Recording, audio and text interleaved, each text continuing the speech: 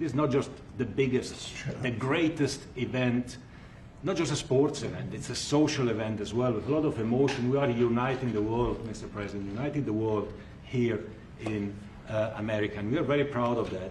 And those teams, those national teams who will come here to participate in this draw with their coaches, with their presidents, they will all be proud to be part of writing this history. And that's why we brought as well this, which is the winner's trophy.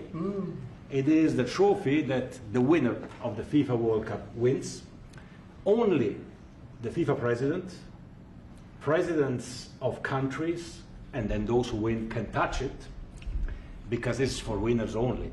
And since you are a winner, of course, you can as well touch it. It's pretty heavy. Yeah. It's the winner trophy. The last one who lifted that is Lionel Messi of Argentina. And here it is in the Oval Office in the White House. Can I keep it? For you. Well, you can keep it after the World Cup. We're not giving it back. That's serious. It fits well. It goes very well on the wall right over there. We'll put it right below the angels. It fits well here, I think. That's beautiful, yeah. You can keep it until we have to give it to the next winner. That's fine. That's a beautiful piece of gold, I will say. That's beautiful. Yeah. So 6 billion viewers for the World Cup, 6 million coming to the matches, 30 billion economic impact, 185,000 jobs. This will be absolutely fantastic. The biggest event ever, and everything will start here in Washington, D.C. at the Kennedy Center, or the Trump Kennedy Center. We'll see that, how it will be called, on the 5th of September at noon sharp. 5th of December, noon sharp. Then, if I may... Will they be doing most of the draws, all of the draws at the Kennedy? Well, how are you going to do that? Yes, exactly? We'll do that at the Kennedy Center. We'll do all the other meetings around it with the coaches, with the broadcasters, with the sponsors, everything at the Kennedy Center. The whole World Cup starts, and everyone will be happy because everyone has qualified for the World Cup, and they didn't yet play a game, so they didn't lose yet a game. So they all think they can become world champion, right? They'll all be happy. Exactly. Now, by the way, an example, supposing we had a week ago when everybody was being killed and mugged and everything else, despite the phony numbers that were given out, that it was getting better. Brian, do you believe it was getting better or getting worse? Oh, the crime was getting worse. I mean, I was robbed. It was getting way worse. Yeah. How did the other guy come out? Well, he came out with a briefcase, unfortunately. Yeah. So, Robert 1, Brian 0. No, but can you imagine you do this and then you start hearing that they had a 20-year reduction of crime. It's worse. It was worse during the Biden administration than anybody's ever imagined possible. And I guarantee you he wouldn't be here if those numbers continued. But now we have total safety. We have total security. And for the border, in 3 months, 0 people. These are done by liberal people that do these charts. 0 people came through our border in the last 90 days. Can you believe it? 0. Last year we had millions of people coming in, and they came in from the wrong locations. They came in a lot of people that shouldn't be here. So now when we have this event in December, it's going to be very safe. Johnny, you can walk down the street with your beautiful wife. Yeah. You can take her to dinner if you can get a reservation, which I doubt. They're all full, the restaurants. I know. They're all full. I heard that too. The restaurants aren't. The restaurants, since we are doing this, are doing great, and many new restaurants are going to open because, as you know, many closed. Many restaurants closed because the crime was so bad. This will be one of the safest places anywhere on earth. So, you know, I really am honored that the National Guard has done such an incredible job working with the police, and we haven't had to bring in the regular military, which we're willing to do. We have to, and after we do this, we'll go to another location, and we'll make it safe also. We're going to make our country very safe. We're going to make our cities very, very safe.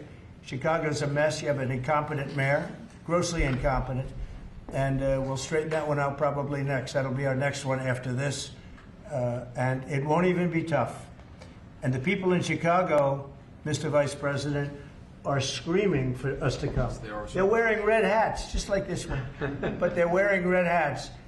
African-American ladies, beautiful ladies, are saying, please, President Trump, come to Chicago. Please.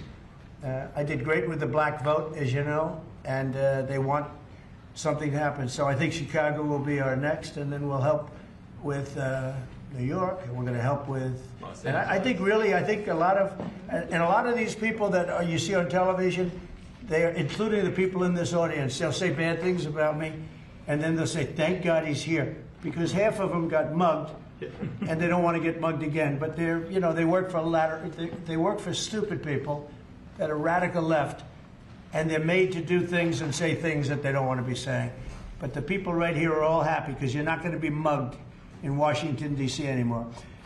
I just want to say Johnny's been my friend for a long time. He's an incredible guy, and we will lay out the red carpet. Andrew, you're going to be fantastic. Rick is going to be everything Rick ever touched has always worked out, and he's working with me on the Kennedy Center. And his very good friend was an actor on Broadway for 5 years, right? And I assume he's helping us a little bit, right? Yes. And Andrew, you're all excited about it? Absolutely. Would you like to say something? This is a great opportunity, Mr. President, to show off the first 250 years of the United States of America, the greatness, and then the hope and promise of the next 250 years. When you think this World Cup is going to be over our 250th birthday, Mr. President, your leadership, obviously, with FIFA leading the way, this is the largest sporting event in the history of the world under the Trump administration. So very exciting. I just want to say one thing. Andrew Giuliani, so his father is Rudy, the greatest mayor in the history of New York, I think by far. He took a ravaged city, a city that was really under siege. Probably most people thought it was going to survive. He turned it around. He was a great, great mayor. And then they treated him very, very unfairly. You go back and tell your father all of the things that have come out over the last couple of months through Tulsi and through all of the people, Cash, everybody. They've proven your father 100% correct. His father was treated so unfairly. Your father has been 100% correct. And tell him we all love him, okay? Thank you, Mr. President. It's been amazing.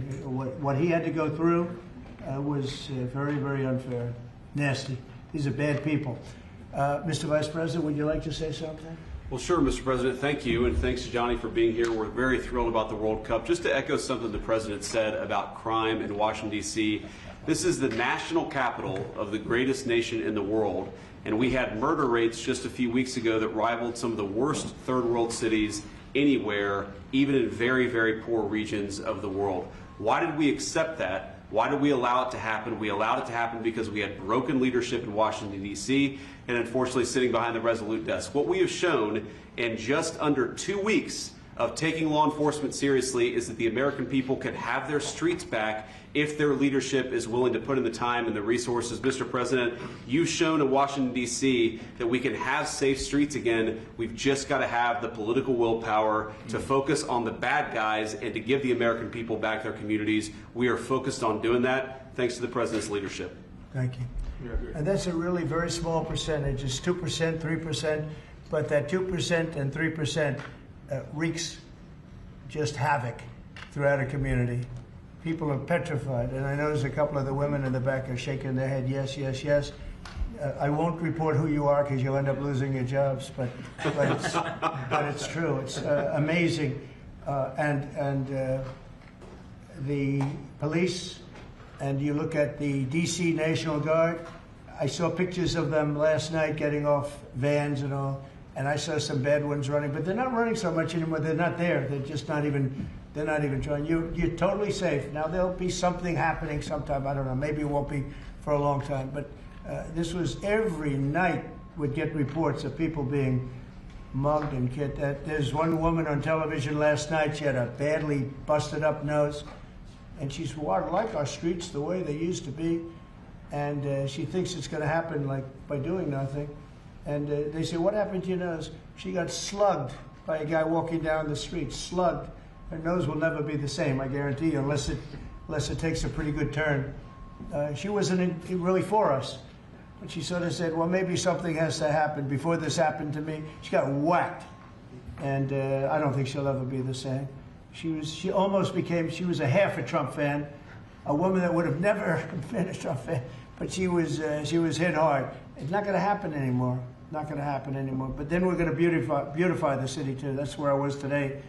at Kennedy Center. And we're going to beautify the city like it hasn't. And we're working with Clark Construction, the biggest construction company in Chicago, and in Washington. And the head of Clark is great. He's all over the world, actually, but Washington, I would say, is their home. That's where they do the best work, the biggest work. And they've been doing a fantastic job. So you're going to have a fantastic, clean, beautiful place. It's going to be better than it ever was before, literally better than it ever was before. We'll get it done very quickly. And I want to thank Clark because they're doing a lot of work in a lot of different locations, but they've been fantastic for getting us the right contractors and the people that can really do the job right. And Johnny, did you want to say something? Yes, I have one more thing, because as you rightly say, you know, with security and beautifying cities and the whole country, we want people to come and enjoy and have fun. And that's why this is not just the most iconic trophy in the world of sport, but we start on the 10th of September the sale of tickets for the FIFA World Cup, and we have the first ticket here for the final. Good. Wow. For you. Oh, good. That's cool. Wow. It's of course row 1, seat 1. It's ticket number 45, so. 47, and it's for the final in New York, New Jersey. And so you have your ticket already for the final. All the others, 10th of September, start getting your tickets. That's beautiful. Yeah. 6.5, 7 million tickets. Fans will enjoy the security here. Will be fantastic. You're going to do record business, I think. 100%. Christy, would you like to say something? Yeah, Mr. President, millions of people will come to this country, and we'll make sure they get their travel documents, their visas, that they want to come here and spend their money and enjoy this sporting event. It'll be the largest event in the world. And sir, you're reminding me of something that my dad used to say all the time when I was growing up. He would say, Christy, you kids need to look like you respect yourself before anybody's going to respect you. And in this country, when people look at our streets, when they look at our Capitol, you're bringing respect back to this city. And people will respect our country more because it's safe, it's clean, it's beautiful. And what you're doing is transforming this nation by making sure that our laws are upheld. And millions of people are going to come and be able to enjoy it next year, and I'm excited about that. Thank you for doing that. Well, our country is respected again. And a year ago, we had a dead country. I'm telling you, it was a dead country. It was a country that had lost its way. It was a country that was going to fail. Look, even today, where they say $4 trillion in reductions of deficits, and this was totally unexpected. They didn't expect it. I mean, I don't know where they've been, the people that do this stuff, but it's terrible. I want to thank Christy for another reason. I said to her 2 weeks ago, I said, Christy, do me a favor. I built hundreds of miles of wall. I built the same wall that the Border Patrol asked me to build. It wasn't my first choice. I wanted to do concrete plank and everything nice, but you wouldn't have been able to see through it. So I had Border Patrol in, and they tested everything else. And we gave them steel wall, high-grade steel, very hard to cut. Then we gave inside that is 9,000-pound concrete, which is a very tough concrete. Inside that is rebar, a big, fat piece of rebar. So you have all different materials that are very hard to cut, and you need different instruments to cut each one. And I said, Christy, we got to get a coat of paint on it. And I didn't know she was listening. But I said, we got to get a coat of paint, and it should be black, because black makes the steel very hot. It's untouchable. You could fry an egg on it. And if you got a good black, flat paint, it would look beautiful. It will preserve it from rust. And that was it. And I gave it to her along with 30 other things, and she's done such a good job on the border with Tom Homan and the group. Tom Homan's a fantastic guy, what the job he does, and the way they work together. So I turned on last night and I see Christie's painting the wall. And it looked beautiful, by the way, when that paint went over there. And it's hot. It's hot. Yes, it is. It's hot. If it's white, it's not hot. If it's black, it's going to be very hard to climb that sucker. It's not going to be easy.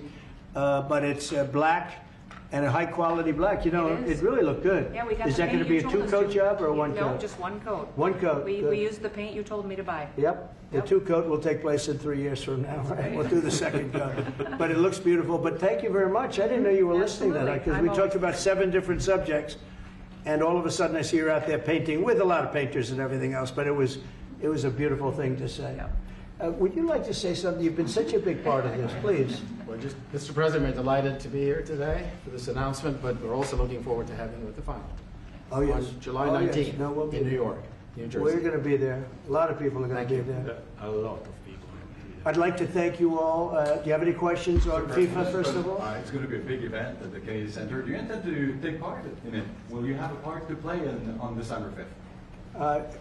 I might play. I mean, I see the money that these soccer players, we call it soccer, but I see the money that these soccer players are making. I may try and play. I'm a very good athlete. My son is a very good athlete, and he's a good soccer player. He's on the tall side for soccer. Yeah. He's 6'9". That's pretty tall, but that's pretty tall. It's on the tall side. He's good. It's on the tall side, but he's good. But no, I may put on shorts. I look extremely good in shorts and join the play.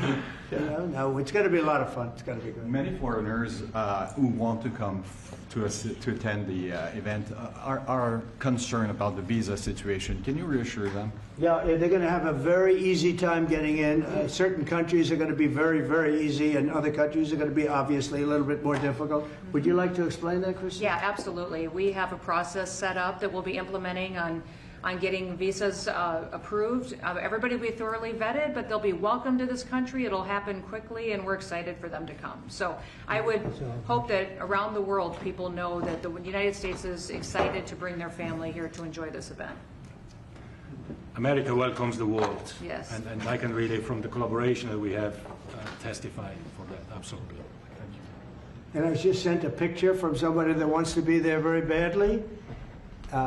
He's been very respectful of me and of our country, but not so respectful of others. But I'm going to sign this for him, but I was sent one, and I thought you'd all like to see it. That's a man named Vladimir Putin, who I believe will be coming, depending on what happens. He may be coming, and he may not, depending on what happens. We have a lot of things happening over the next couple of weeks. But I thought it was a nice picture of him. Okay of me, but nice of him. So that was very nice that it was sent to me. Okay? Mr. President, on yes. that subject, have you talked to Vladimir Putin about the fact that yesterday a big U.S. factory was hit in a Russian airstrike in Ukraine? What's your reaction to that? I told him I'm not happy about it. And I'm not happy about anything having to do with that war. I settled 7 wars, and actually, if you think about pre-wars, add 3 more, so it would be 10. I thought this would be in the middle of the pack in terms of difficulty. No, I'm not happy about anything about that war. Nothing. Not happy at all. We'll see what happens. I think over the next 2 weeks we're going to find out which way it's going to go. And I better be very happy.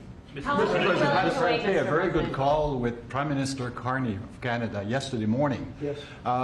Actually, Canada is taking away some retaliatory tariffs. He's removing his tariffs, yeah. Exactly. He's removing his retaliatory tariffs, which I thought was nice. And we're going to have another call soon. Okay. Yeah, we had a very good call. You're getting closer towards an agreement on trade? I like them. You know, look, I'm fighting for the United States. Canada and Mexico have taken a lot of our business over the years, over 25, 30 years. Especially during the Biden years. They took a lot of our business, and it's basically all coming back into the United States now. Well, hot as a pistol, and it's coming back in. Because of tariffs and the incentives we give, it's coming back. And it's impossible, I think, for another country to stop it. And we are working on something. We want to be very good to Canada. I like Carney a lot. I think he's a good person. And we had a very good talk yesterday, so I think it'll be good. Mr. President, I have a question about the search of Ambassador Bolton's home. The Vice President recently just did an interview saying that it's about classified documents, but that there's also broad concern about him. What are the concerns? Well, I haven't spoken to Pam in the group yet, but I will be. I saw that just like everybody else. I try and stay out of that stuff. I'm allowed to be, and I'm Chief Law Enforcement Officer, believe it or not. You know, I don't like to go around saying that, but I am. That's the position. But I purposely don't want to really get involved in it. I'm not a fan of John Bolton. I thought he was a sleazebag, actually. And he suffers major Trump derangement syndrome, but so do a lot of people, and they're not being affected by anything we do. I don't know anything about it. I just saw that. I'll find out about it. But if you believe the news, which I do, I guess his house was raided today. But my house was raided also, called Mar-a-Lago. They went through everything they could, including my young son's room and my wife's area. They went through her drawers, as the expression goes. They went through everything you can imagine. And when she came back, she said, she's very neat, you know, she's meticulous. And she looked and she said, whoa, this wasn't the way that she had it. So, you know, so I know the feeling. It's not a good feeling. Thank you. Mr. President, on Ukraine, how long will you give Putin? A couple of weeks. We're going to figure it out. We'll find it. Do you think you'll have to intervene at some point? Look, it takes two to tango. You understand that. I wanted to have a meeting with those two. I could have been at the meeting, but a lot of people think that nothing's going to come out of that meeting. You have to be there. Maybe that's true. Maybe it's not. But we're going to see. In the meantime, people continue to die.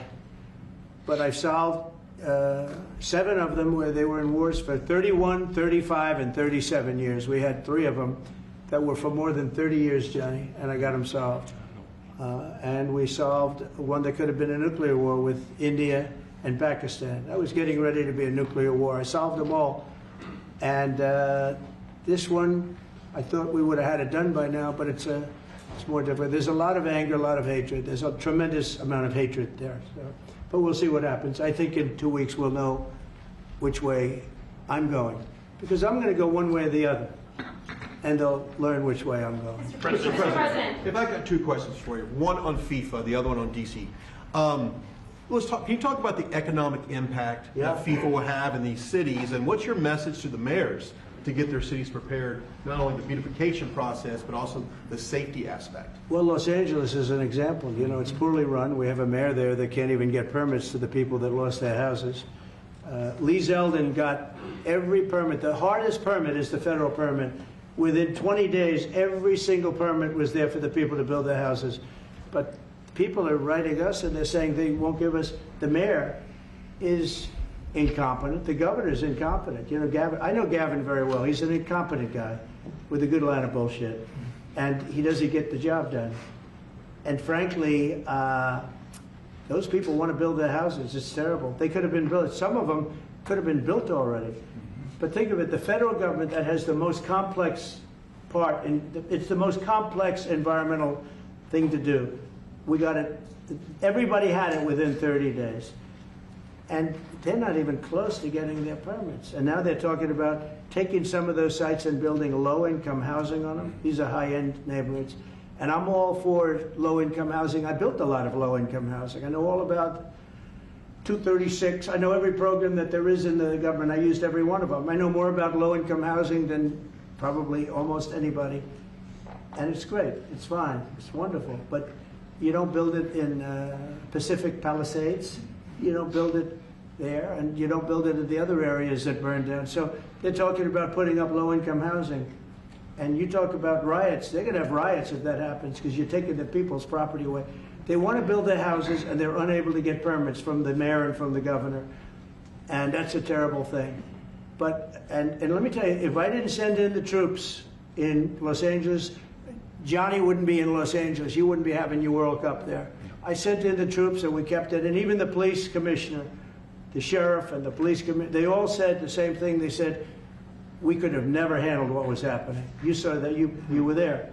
He said, we could have never handled what was happening. And then you hear Gavin Newsom. After it's all quelled, you hear Newsom get up and say, we could have done this for ourselves. No, they couldn't have. And if they could have, I wouldn't have taken the chance either. Okay, my second question is on crime prevention. Would you be open to expanding the national concealed carry to apply to D.C. like it does in other states like Texas? Yeah. Well, they have it in some states, and they feel strongly about it. As you know, I'm in favor of it. People have to protect themselves. I'm a Second Amendment person, very simply. People have to be able to protect themselves. Especially like in Washington, you walk down the street, a guy comes up and slugs you. He's got a pistol in his hand. You can be tough, you can be in great shape, you can be a powerful person, or you can be a guy that weighs 100 pounds with a gun in your hand. Right. And I'll bet on the guy with the gun 100% of the time, right? And so you need protection. So I'm a Second Amendment person all the way. Yeah, please. President Trump, you said this morning that you're working with Congress to get $2 billion to help clean up DC. Have you had any conversations with Mike Johnson and John Thune about where they're going to get that money from? Which money? You said this morning that you're going to get $2 billion from Congress to help clean up DC. Yeah, I've spoken to Mike Johnson. I've spoken to John Thune, the Senate, the House. And I think it's going to be very easy to get. It's going to be not a lot of money. I wouldn't even know where to spend the number that you mentioned, but it's going to be money to beautify the city. Yeah, they're ready. Everybody wants to save D.C. In one way, it's the easiest. The violence was more than any other city in the country, actually, by far. It may have been more than any other city in the world, if you could think. You know, we looked at some of the worst cities in the world, it was worse. And that's why it angers me to see the mayor saying about how they have it on the slide. Not on the slide, it was worse than ever. Yeah, we have no problem getting that money. That money will come out of Congress. I think it'll be even bipartisan. And is the plan I mean, I would imagine Democrats would vote for that one. Is the plan to get it before the September 30 spending deadline on the Hill? Well, I don't know if there is a deadline, because if I declare a national emergency, which this was, that ends the deadline. So, I mean, I keep seeing about a 30-day deadline, of which we have 22 days left or something. But if I think we're in great shape here, that's one thing. But if I don't, I'm going to just say it's a national emergency. And if I have a national emergency, I can keep the troops there as long as I want. If people are not going to want to have the troops in 30 days, you know, it's one thing to get them out. It's another thing to keep them out for a long period of time. You've got to train people. You can't do this. You can't bop people over the head. And a lot of those people are in courts right now, going to court. They're going to go to jail for a long time. So that's going to take more than 30 days. But if I have to, I'll declare a national emergency, which I don't think I'll have to do. Yeah. Mr. President, can I ask you about Russia? You said in 2 weeks you'll know whether you go. Yeah, one I think I'll know. I think I'll know the attitude of Russia and, frankly, of Ukraine. It takes two. What are the 2 ways you can go at the end of 2 weeks then? Well, then I'm going to make a decision as to what we do. And it's going to be a very important decision. And that's whether or not it's massive sanctions or massive tariffs or both. Or do we do nothing and say it's your fight? Look, I would have never been in this war if I were president. You wouldn't have had this war. It was never going to happen. This was caused by stupid people that fought. And you know, people say, well, how do we know? Because for 4 years, it was never even a subject. And Vladimir knew, and you see his picture right here. It was nice that he sent, but Vladimir knew very strongly we wouldn't have stood for it. It wouldn't have happened. 100% wouldn't have happened, but it did happen. And now they're losing from 5 to 7 young kids. Think of it, you're a parent and your son is leaving. He's Russian or he's Ukrainian. And he's leaving and they're waving goodbye. Nice, beautiful kid. Nice crew cut, all set. He wants to be a soldier. And goes there first week, he has his head blown off. And he's no different than you people, me. And it doesn't matter where. I mean, I solved a problem in the Congo that was vicious. Rwanda and the Congo, the Republic of the Congo. And they were fighting for 31 years, and it was machetes. People were getting their heads chopped off. That was going on for 31 years. I got it solved. You saw it. They came to the White House, we signed an agreement. It was amazing. People can't believe we got it done. I love to stop killing. I really do. People thought it would be just the opposite. Hillary Clinton said, oh, he'll get us into a war. No, I'm getting everybody else out of wars. Are you saying there's a real possibility then that you do nothing if Putin doesn't come to the table for a ceasefire or try to end the war? I'll see whose fault it is. If there are reasons why, I'll understand that. I know exactly what I'm doing. We're going to see whether or not they have a meeting. That'll be interesting to see. And if they don't, why didn't they have a meeting? Because I told them to have a meeting. But I'll know in 2 weeks what I'm going to do. I have pretty good ideas. Your Justice Department is also sending some of the Epstein Files over to the House Oversight Committee today. Are you in support of them releasing all of them? Keeping it open. If they wanted to release, people shouldn't be hurt, but I'm in support of keeping it totally open. I couldn't care less. You got a lot of people that it could be mentioned in those files that don't deserve to be. You know, people, because he knew everybody in Palm Beach. I don't know anything about that, but I have said to Pam and everybody else, give them everything you can give them, because it's a Democrat hoax. It's just a hoax. The whole Epstein thing is a Democrat hoax. So we had the greatest 6 months, 7 months in the history of the presidency, and the Democrats don't know what to do, so they keep bringing up that stuff. But it affected them. Bill Clinton was on his plane and went to the island supposedly 28 times. I don't want to bring that up, frankly. You have Larry, whatever his name is, Summers, the head of Harvard, who was Jeffrey Epstein's best friend. Nobody ever talks about that. I mean, but I don't want to hurt Larry Summers. But he was best friends with Jeffrey Epstein. No, this is a Democratic hoax to try and get the significance of what we've done over the past 7 months. Nobody's ever seen anything like it. They say it's #1 in history.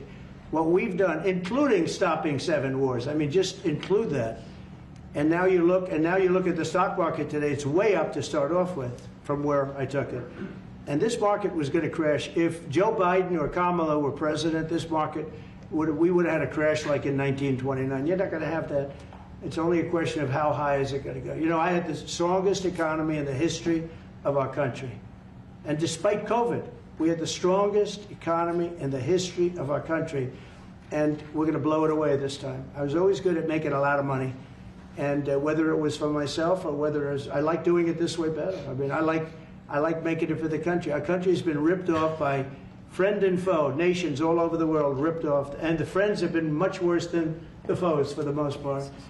And they're not ripping us off. We just signed a deal with the European Union. They're paying us essentially $950 billion, like a signing fee. They're going to buy $750 billion worth of energy. They weren't buying much of our energy there. And they're very smart in doing it. And as you know, Ursula was here a couple of days ago having to do with the people, the leaders that we had a great, people said they've never seen anything like it. Well, we had the leaders of Europe right here in the Oval Office. And she's so happy that she has an agreement. But people aren't ripping us anymore.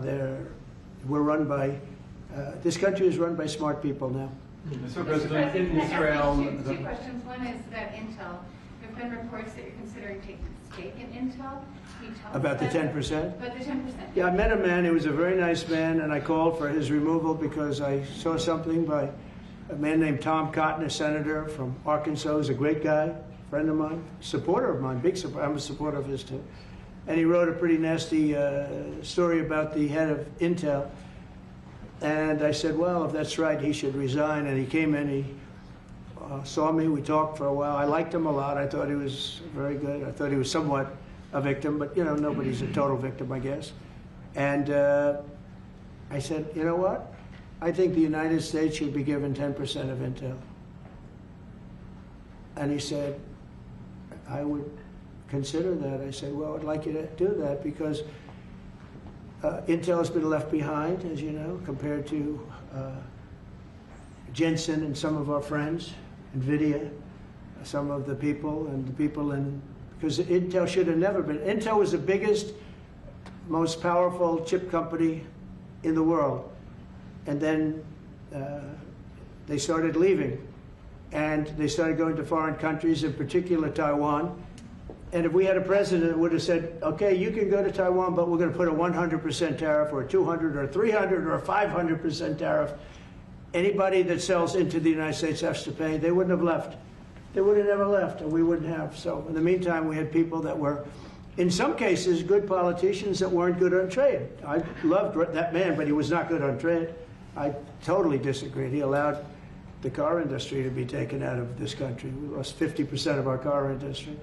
But that's all coming back. It's all coming back. But if somebody would have said that with Intel, would be a giant right now. Now, with that, they've had some bad management over the years, and they got lost. And I said, I think you should pay us 10% of your company. And they said, yes. That's about $10 billion. I don't get it. This comes to the United States of America. And I said, I think it would be good having the United States as your partner. He agreed. And they've agreed to do it. And I think it's a great deal for them. And I think it's a great deal. He walked in wanting to keep his job, and he ended up giving us $10 billion for the United States. So we picked up $10 billion. And we do a lot of deals like that. I'll do more of them. If somebody has, like we have restrictive covenants with Jensen. We have, it's NVIDIA. And to unrestrict the covenant, nothing to do with losing our powers or military or anything, because that I wouldn't do. But there are things you can do that don't affect us, that actually help us. And if we're going to give somebody a free out, a restricted covenant, we have a strong restrictive covenant on certain industries. And I will absolutely give somebody a opening on a restrict to do a lot of business, which is good for us, as long as it doesn't hurt us in a security or military way. And if I do that, I think the country should be paid, because anybody else, I have it in real estate where I'll have a deal with somebody and I'll have them restrictive covenant. Then they'll come back and they'll say, I'd love to be able to build over here, but I'm not allowed to because you have me covered, you have me restricted. I say, I'll let you build over there, but pay me a lot of money. No different. But the country never did it because the country was run by foolish people. Mr. President, on PC Prime, you said Chicago might be next. Are you making, have there been concrete steps that the administration is taking to do that? Or what are other cities as well? I haven't spoken to the mayor. He's grossly incompetent. I haven't spoken to the mayor. No. When we're ready, we'll go in and we'll straighten out Chicago, just like we did D.C. Chicago is very dangerous, great place. I built great stuff there. I have the most beautiful building in Chicago, I think. But I hate to see what's happened to Chicago. Chicago was our greatest city, actually. Bob Tisch, a great friend of mine, passed away. He used to own the Giants and very successful Lowe's. He said Chicago, I think they had their main office in Chicago. He said Chicago and San Francisco are the two greatest cities in the world. Now you look at what the Democrats have done to San Francisco. They've destroyed it. I own a big chunk of the Bank of America building in San Francisco. And, you know, it's just different. We can clean that up too. We'll clean that one up too. No, if everything works out, and we've already had calls from other cities, quiet calls from Democrats. We'd love you to come here, because they've lost control of their cities. I'm not going to say because I don't want them to lose their elections. But we've had calls from Democrats and calls from people generally. We'd love you to come here, because we'll straighten out the problem. Mr. President, in Israel, the families of hostages in Israel, families of hostages are opposed to the reoccupying of Gaza. Why is the U.S. still Well, not supporting all of them. And you have to understand, I'm the one that got all of the hostages out. You got a lot of people out. If it wasn't for me, they wouldn't be out. I worked with Bibi and I worked with Steve Witkoff. But if it wasn't for me, you would have all these hostages would most likely be dead right now, every one of them. So they all come up here. They come in groups of 10, 12, 13, and many of them, and I've gotten to know a lot of them. They're great people. What they had to go through is incredible. But so now they have 20, but the 20 is actually probably not 20 because a couple maybe aren't around any longer. It's a terrible thing. No, I don't like anymore. I said, you know, when you get down to 20, they're not going to make deals anymore. And they didn't. And then I put out a statement, as you know, that was a tough statement, go in and get them. And they said, we'll give you 10, we'll give you 10. I don't know what Israel's doing, but they were willing now immediately to give us another 10. The situation has to end. It's extortion and it has to end. And we'll see what happens. I actually think they're safer in many ways if you went in and you really went in fast and you did it. And people can't forget October 7th, remember that. I'm friendly with all groups. I won the Arab vote in Michigan. I did so great with the Arab vote, remember? I started off at 0, I ended up winning. I wouldn't say the candidate was the greatest, but I would have won against anybody. They're great people. But we have to do things properly. And you know, I'm very proud to say I got the hostages out. You have hundreds of people that are living now because of me. And now we have that final little group of people. And Hamas knows that if they give them, that's probably the end of their lives. So it's not easy to get. And I know if you're a parent, you just don't care. I want my baby back. They want their babies back. They want their kids back. And I understand it. But I got them out and did a good job. And we're doing everything we can to get the hostages out. Thank you all very much. Yes? So Jackson Hole, Jay Powell today said, he suggested that they might cut interest rates, but they have to proceed. Well, we call him too late for a reason. He should have cut him a year ago. He's too late. You know, we have a stock market that's up 1,000 points today. I better be careful because I go out there and I'll see it's down 1,000, right? But it's up 1,000 points when I came in here. We have a country that the market's the hottest it's ever been. The country's better than it's ever been. We have a military that I rebuilt largely in my first term. We had a great, successful first term, but this is going to be even better. But we rebuilt it. We gave a lot of it away to Afghanistan, but relatively small compared to the overall. But I think it was the most embarrassing day and period in the history of our country that they allowed those 13 wonderful people, but it's really hundreds of people were killed. And they don't talk about the 48 that was so severely wounded with no legs, no arms, nobody ever mentions them except me. but that was the worst day, the most, it just showed how incompetent. Frankly, if that didn't happen, I really believe that you might not have had the problem with Russia. I think Putin was sitting there watching these stupid people running our country and said, this is a time to invade. It's, this is a time. And then Biden made the statement, well, he can do a small incursion. When he said that, it was off to the races, right? When he said he can do a small incursion, remember that? I was surprised he knew the word incursion. I didn't think he had that good of a vocabulary. I want to thank everybody. It's very important to me and to everybody up here, the World Cup. And Johnny has been so incredible. I mean, he's really a great leader. I mean, to think, I said, Johnny, do it by phone. You don't have to come. No, he said, I'll come. And he flew all night long to be here and listen to this about how great we're doing in D.C. But he's a fantastic leader, and this will be your most successful World Cup ever. Thank you, Jim. Thank you so much. America win. Yeah, can we win it, Mr. President? I don't know. That's I watch some of those teams go right. They go down that field. I don't know. But let me ask you: what chance does America have of winning? Well, the home team always has a good chance to win. It depends See, how he's it a good starts. No, but has some good we players. have a shot. We have of course, you have a chance. Will Barrett be going to any of the games, Mr. President? I'd love to have him. He'd love to. He's very tall. Maybe we can make him a goalie. The goalies are very tall now, right? Yeah, goalies are very tall. The goalies, well, he'd be a perfect goalie. 100%. At his height, he'll be a great goalie. Exactly. So we'll put him on the American team. No, but do the Americans have a chance of like getting into the quarterfinals? Yes, right? definitely. No, the quarterfinal definitely. But then, as the tournament goes on with the public 250 years of United States, let's not forget, they will all feel energized about that. It's amazing. The talent is really great when you watch these things. I went to the game 2 weeks ago, and it was a big upset. But you look at these people; the way they pass it. It's amazing, really amazing. It's a great art, right? It's great talent. It is incredible. You know the expression. This what? Will you draw the names? The matches? Will you? I don't know. He's the boss. That's an interesting proposal. He's the boss. We'll discuss that. It's going to be great, and I think the American team is going to do well. I mean, I hear it's a very good team. Good luck, everybody. Thank you very much. Thank you. Thank you so much. Thank you guys. You keep a lot of those. Thank you guys. Thank you. No, I just got one. Thank you. This was sent to me. We're done. Thank you. It was a nice photo. Thank you very much. Thank you guys. Keep moving. Thank you. Thank you guys. Keep moving. This way. Thank you, everybody. Keep moving. Thank you. Keep moving. Keep moving. Thank you, guys.